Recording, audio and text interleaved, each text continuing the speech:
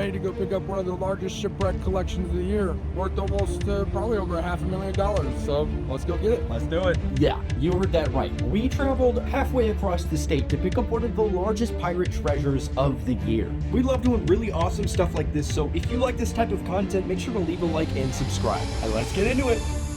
As a coin collector, I feel like we all have one question. What would it be like to spend $500,000 on coins? And today, that's exactly what I'm gonna show you.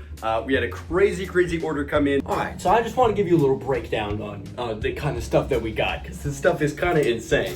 We've got some of this stuff from the San Jose Shipwreck, some eight reals. They've got the cool white shipwreck effect on there. The color on these is really fascinating. We got a lot of shipwreck stuff and a lot of cobs. I've got a 1638 Peru 8 real. It's gonna be sea salvaged, fine details. I mean, it's not the greatest looking coin, but we did pick up some mint state Escudos, guys. Check this out. These are sort of like holy grail coins a little bit. These are all graded MS62, which is mint state, which means like this is pretty much the quality that they would have minted it at around these times. So we've got one from 1659, one from 1792 Lima. We've got a 1712 Lima. This one's actually from the 1715 fleet as well. And just some of the nicest details on these 8 Escudos that I've seen.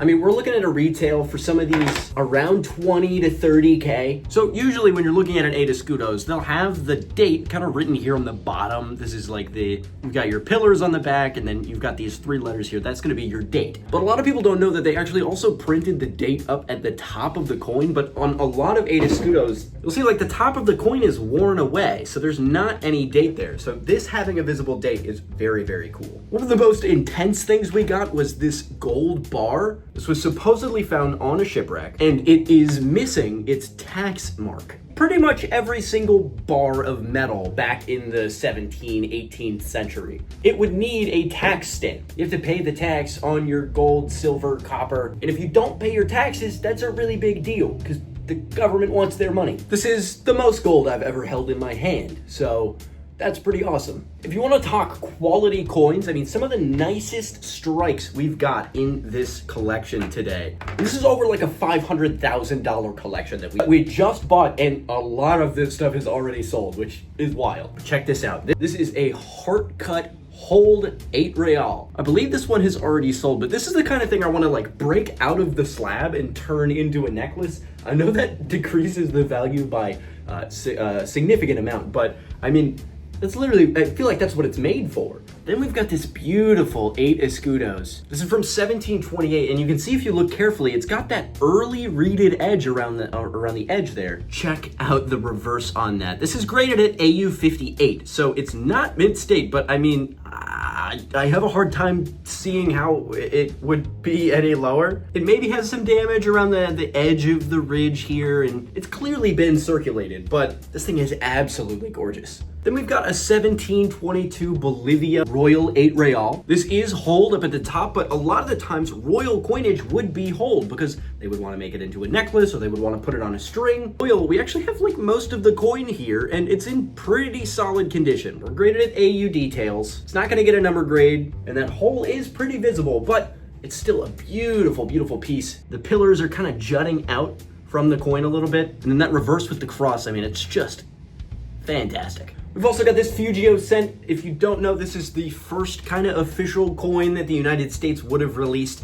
They weren't technically a country yet, but they were working on it. The first official coins would be like the flowing hair dollars. Those started around the 1790s, like 98, 99. But before those came out, they had the Fugio dollars. And I think these are officially counted as the first American dollars, but a lot of people don't know that this design is actually made by Ben Franklin, which is a really cool history pull that I feel like not a lot of people know. And you can see the reverse here. It's very symbolic. It's got the chains that says "We are one" in the center.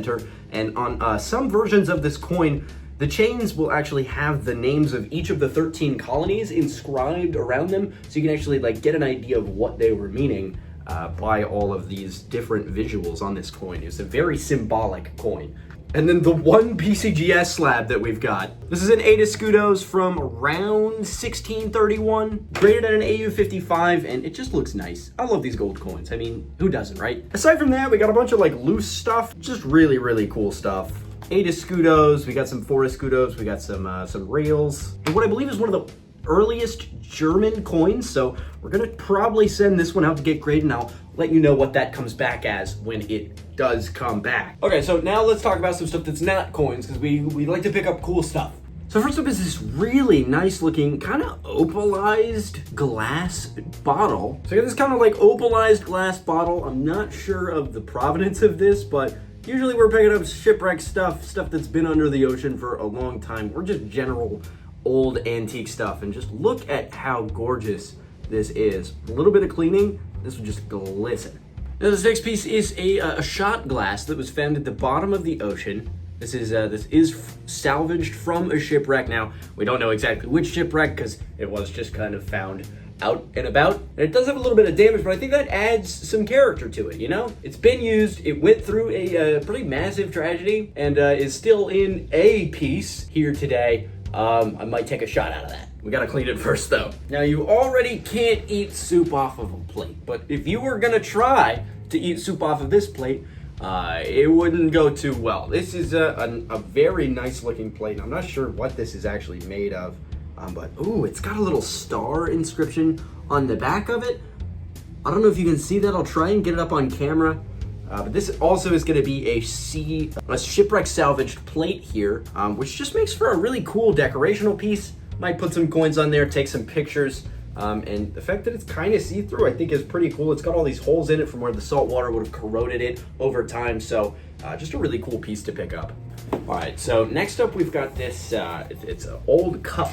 Check this out. Now I have to be very, very careful with it, but this looks to be a handmade drinking cup here. You can see the nice artwork on the side that looks to be hand done. It does have a little bit of a glossy texture to it, which I really like, but there's also these visual cracks where maybe it would have been flamed or, you know, just over time, wear and tear, just the elements would crack the surface of this. But on the inside, I mean, this sort of looks like you'd be able to drink out of it. I would almost be comfortable like drinking some apple juice out of this cup, but I think it's very nice looking. A lot of the stuff that's not coins that we buy is just really cool looking, or it has some sort of shipwreck element to it, or it's just like a cool artifact. So I think it's really awesome when we pick stuff up like this. And here we've got the head of an alligator. This is approximately 10 million years old, which makes it officially the oldest thing I've ever held in my hands. Now, I'm not getting any skin-to-skin contact because I thought I'd throw some gloves on for this one. This is a beautiful, beautiful piece. You can see where the skull would have been, you know, the animal would have, you know, died in the swamp somewhere. And over time, you know, the skin and the flesh and all the organs will kind of, you know, wear away. But this bone, this very strong bone, which, you know, alligators and crocodiles have very strong skeletal structures, but the bone would actually be, you know, kind of preserved over time, and sand and sediment has kind of filled in the areas here, which is very, very cool. It is still, it's kind of coming off a little bit. I'm getting sand on my desk, but don't worry about it. And look at this, even the teeth were preserved in the alligator. Look at that. Almost, I mean, probably about 10 million years old. And I think it's cool that the skull and the jaw would actually, it looks like it was a little bit open. This is a really good representation of how the fossilization process works. It's just layers and layers and layers of sand compressed over millions of years. You can see here where the head would actually connect to the vertebrae. This animal, honestly, let's see, it's probably a good 6, 7, 8 feet long. And here's another interesting tidbit. The nasal area is just one hole. Now, there might have been a bone that went across the center here at one point, but it's not there anymore. So it kind of looks like the early crocodile species may have had just one little hole for their nose. So that's pretty cool. I know humans have that one little, we've got one little line. So it's a little out of the ordinary. Kind of a cool pickup. All right, and this is the last piece. It's another piece of, you know, dinnerware or you know, tableware. This is just an absolutely gorgeous, handmade, looks to be a clay bowl of sorts. Wow. I mean, this is incredible. So look at this design here. Little floral design. You can see, look at how the light reflects off of the glaze in there. Absolutely gorgeous. You can see the inscription on the reverse looks like an IM or maybe 1M. You can kind of see where this has been, you know, eaten away by the elements over time. There's some holes in it here where maybe this would have been, you know, sewed back together almost is what it looks like. And that glaze on the inside is absolutely gorgeous. All right, so that's not the entire collection. That's not everything that we got, but that is a good majority of the things we got, some of the highlights. If you're into rare coins or you saw anything on this table that interests you, DM us on Instagram. I mean, literally all of this stuff is for sale, and it's me you're dealing with. So, I mean, literally send me a DM and I'll talk to you about the coins. Other than that, I hope you enjoyed this walkthrough of our $500,000 treasure explosion that just got plopped on my desk this morning. I appreciate every single one of you watching this video. If you enjoyed it, please subscribe. It means a whole ton to me. And you want to hit that like button as well, because that will actually push more videos that are kind of in this style to your algorithm, and it also gives me a little bit of a boost as well. So until next time, I'm Isaac with Premier Rare Coins, and we will see you in the next one.